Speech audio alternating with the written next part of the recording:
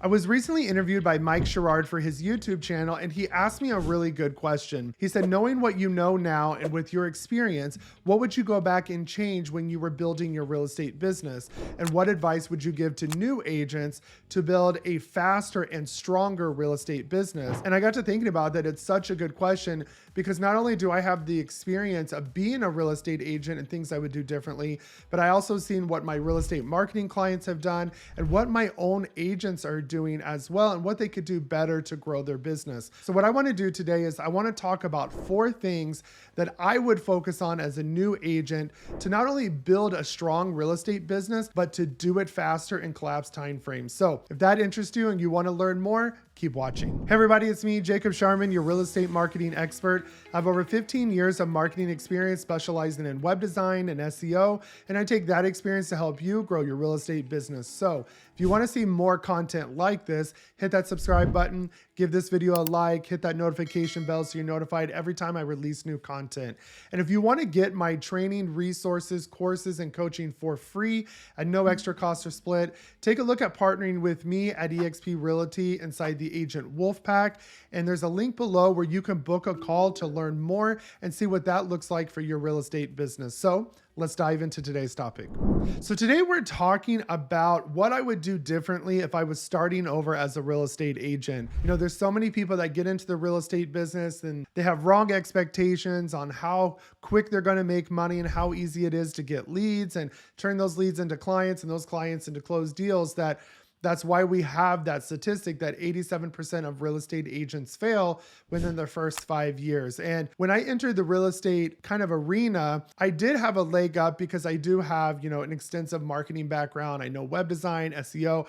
I know how to generate leads. People pay me to generate them leads. But it doesn't mean that I didn't make mistakes, or not necessarily mistakes, but things I should have done differently because it is a different industry. Real estate is not the same lead generation strategies that you're going to do for other businesses. And that's where a lot of times realtors get into trouble as well, is they hire people that are not experienced in this industry because you really need to have kind of a hands-on experience on how to really do the marketing and to reach that target audience, to really not only generate leads, but nurture them and turn those leads and clients into deals. And so what I want to talk about today is that question that Mike asked me is, what would you do differently?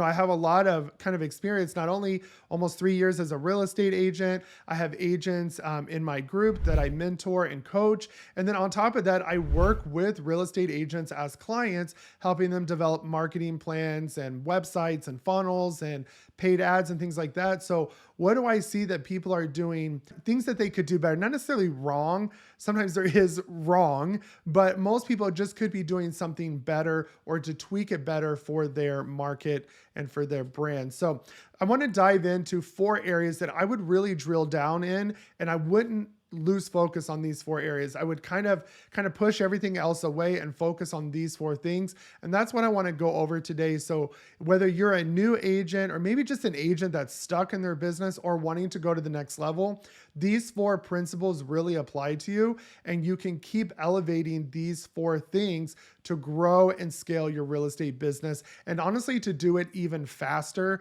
because especially one of these principles that I'm going to talk about is probably something almost everybody has problems with. And if they could just get a handle on this, they would actually scale a lot faster and grow and not lose focus. So again, I want to dive into those 4 things. So let's get started. All right. So the first thing I would really focus on is my branding. And I know this sounds crazy that a marketer is talking about, I didn't do my branding correctly.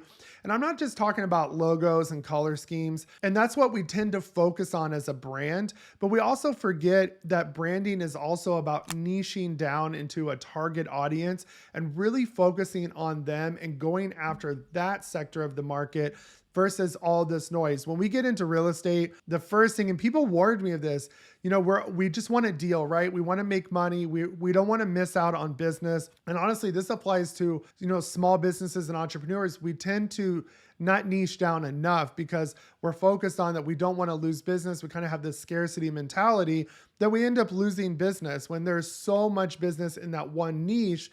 And that niche will bring other businesses that are probably or other clients that are outside of that niche because of those referrals that we'll get.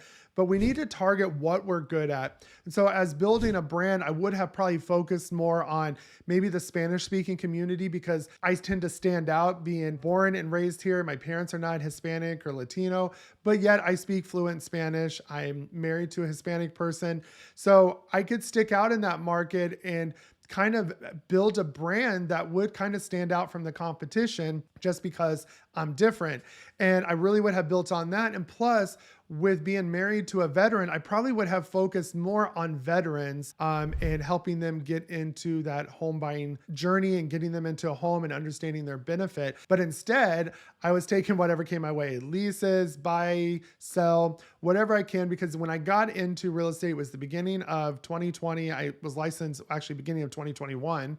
And it was a crazy market. You were just trying to get what you could. But by doing that, I kind of did myself kind of a disservice in building my brand and not really niching down and becoming the expert. So whether you want to become the new construction expert, or you want to become a luxury person, or condos, or 55 and older community, first time home buyers, find a niche that you can relate to, that you're good with, and that you can kind of stand out from the competition because you're doing things on the next level, and build that brand, build a solid brand, put your face everywhere. Get rid of these editable templates that don't have your branding on there, that don't have your face. Do more real content like I'm doing here, where you are talking and people can warm up to you and can connect with you. Because remember, people want to buy and sell their home with somebody they can connect with, because it's a big decision. They need to feel like they can trust you, because you're dealing with the largest asset most people will ever own in their life. So you need to have that connection and really showcase. Don't focus on real estate content, and posting houses everywhere. Really just, show you hobbies that you like to do, your family, your friends, your church, whatever activities you're into. Showcase that. Make your content about 80% personal and then 20% real estate. People know you're a real estate agent, but you don't have to tell them every stinking moment of the day. Work on focusing on building connections with people with your brand, and focus on providing value, that your brand is related with high quality value where people desire to work with you, if not refer you out. So really focus on your brand, hone in on who your target audience is, what your niche is, and really stick to that. And don't lose focus of that no matter what the market does, because when the moment you lose that focus or that shift, you could have really been on that entry barrier to getting into that market. So stay focused, pick your niche down as far as you can, and build your content and your brand around that. All right, the second thing that I would have focused and developed better would be lead generation. And I know, again, you got a marketing guy talking about lead generation, but there's so many ways to generate leads. One of my pet peeves is to hear agents say, I'm having a hard time generating leads. Generating leads is probably one of the easiest things to do. Now, generating high quality leads is a different story. And I really would have focused, because when I got into my journey, I immediately ran Facebook ads. I found a way to do it. I was really struggling with the type of ad to run, because everybody was talking about promote a listing. I'm like, dude, I just started. I don't have a listing. I don't know anything. Even giving out real estate tips, people think because we got our license, we know what we're talking about, but we don't. That just covers all the rules and regulation, but that experience of being an agent. So I would have done a little more research and really stuck to a lead generation strategy. So I started with Facebook. I ran a couple ads. One was check out these newly listed properties in whatever suburbs. So I was covering about 4 suburbs of the Houston area. And then I would do check out the upcoming open houses in this area. And it was all a saved search result link where it would go to my landing page. They would be able to see those results, and it forced them to register in my CRM. And we did really well with that. And I also ran a couple lead gen ads where it forced them to fill out the form as well. So I kind of had a variety of whether they would just go straight to the website or the lead gen form, because it was different price points. And I felt like I got a better mix of people. But the thing was, with that, we got like 60 leads right away within 45 days from what we were spending. And the problem was I kind of slowed that down, because I was like, oh, I got 60 people. And you automatically think, half of those might work with you. But in this market, they didn't. A lot of people were, just looking around. They were trying to see if they qualified for a home. They weren't pre-qualified. Some of them couldn't even get pre-qualified. They were a year out, probably because of their credit. Some of them didn't have the income.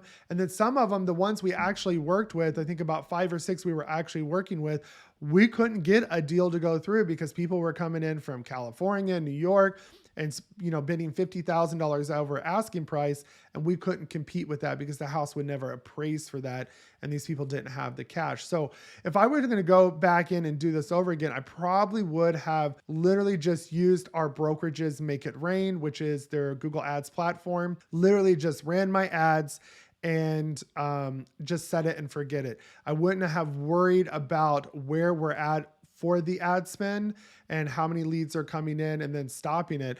I would have just let that keep going, because the lead generation for that is short term, right? It's almost a little more instant gratification.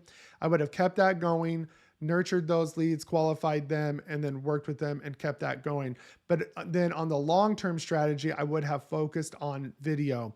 I didn't like video. I still don't like doing video, even though people say, hey, you should do more. I like watching your videos, but to me, I just don't like to be on camera. But it's something that I did push myself in. I did a few, but like everybody else, we didn't see instant results. So I was like, I'm going to focus on the ads for now. And then I was focusing on other things, and then I just lost focus. So one thing I would do with the videos is I would focus solely on YouTube. And instead of doing these kind of home tours like everybody else is doing, because everybody and their brother's doing it, and I feel like you get a lot of looky-loos that are just wanting to see an episode of MTV Cribs, what I would do in my market, and this is different for everybody, I would just do kind of these city overview videos that I saw somebody do, and then I added a lot more elements that I would want to know if I was relocating or thinking of maybe going from downtown Houston out to the suburbs. What's it like to live over there? What's the lifestyle? What's the history? Where's it located? What's the commute like? What are the restaurants like? What are the schools like? What's the real estate like? What's the average home price? What can I buy for that? What are the property taxes like? So I kind of came up with this video format. And if you want it, just comment below that you want that city video script, and I will make sure you guys get it. And I've done YouTube videos on how to record that video, but I would focus on that because we got a better return. We got more views quickly than our home tours did. And I really would have put everything in on making those videos, really growing our YouTube channel. So that way, after 6 months, we have a solid flow of leads in our YouTube channel. So in the meantime, I had that short term. So find a short-term strategy to get you going, but really focus on that organic long-term strategy. And again, this has to do with your market. So if you have questions about that, feel free to drop comments below or reach out. But I would really hone in on 1 or 2 ways to really generate leads. Obviously, posting to social media every day. If you need help with that, we do have Karuvi Social. If you partner with me, you get that for free, but it gives you basically on a daily basis what to post, what strategy to use to be able to post across all platforms and really grow your social media following and your brand. So I would focus on that short-term, quick paid ads, and then grow my long-term, really focusing on video on YouTube and also social media to really reinforce that brand that I'm building. All right, so the third thing that I would focus on, and it goes hand in hand what we just talked about, and that is lead nurturing or lead follow-up. And this is probably where I didn't do so well, because there is a lot that goes into kind of nurturing leads and following up with leads. And what happens is we get these CRMs like KV Core, and we think it's going to do everything for us. And it does kind of nurture those leads coming in and for the ones that aren't ready.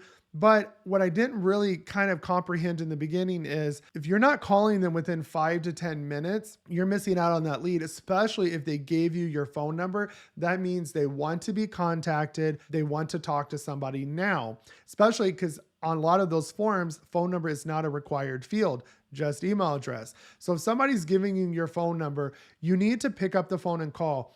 It's so funny to hear real estate agents, and I made this mistake myself on the real estate side, and I knew better, is that real estate, everybody wants to do it the modern way, but modern doesn't mean that you're not making a phone call. People are so afraid of cold calling, door knocking, but they're not realizing that however you're getting that lead, whether it's calling a phone number or from a Facebook ad, you still have to call these people. You still have to talk to them. You need to build that rapport. So with Facebook ads and things like that, it takes more time to build that rapport versus them coming in from one of your videos or social media, because they already kind of know what you look like. They know what you sound like. But when you get somebody's phone number, I'm telling you, pick up and call them. And if you're not going to do it, then you need to do what we did. And that's hire an ISA, which is an independent sales agent, to make the phone calls for you. And that's one of the best things that we did for our business. For as little as like $80 a week, I have a company call, and literally the moment an ad comes in or organic lead, they pick up the phone, they call them, they handle all the nurturing. So now even my smart CRM is not auto nurturing them. This agent is doing that, making calls for me. They're professionals at what they do, and I like their strategy better than other companies. And guess what? They handle all of that. The only time I step in is when I need to go on the appointment and actually convert them into a client and represent them. So if you're not going to do all that nurturing and that follow up and the picking up the phone and call, that's okay. You don't have to. This is why if you want to scale your business faster, you need to outsource things and find people that are good at what you're not good at. Because as realtors try to be good at everything, and this is why they're failing. So find an ISA, follow up with those leads, or develop a strategy where you can call right away and get on the phone with them. If not, they don't answer, you got a text message or some type of smart campaign going out to nurture those leads over a long period of time. All right, and the last thing I would focus on, and this is probably the most important to all of this, is I would weed out and focus only on income producing activities. Now, I am a business owner for the last, 13 years. I'm used to taking all the hats on myself and being a specialist in everything. But as a true business owner, if you don't want to be self-employed where you're only the business, you want the business to make money whether you are there or not, then you have to become a generalist in your business. And that means not focusing on things that aren't making you money. So find out what you're good at in your business that you want to focus on. I knew that I was good at sales. I was good at negotiating. So for me, I want to focus on doing those client appointments, those initial appointments to get them aboard. And I want to do all of the contracts and negotiation. I don't want to show homes. I don't want to do the cold calling or pick up the phone and call them.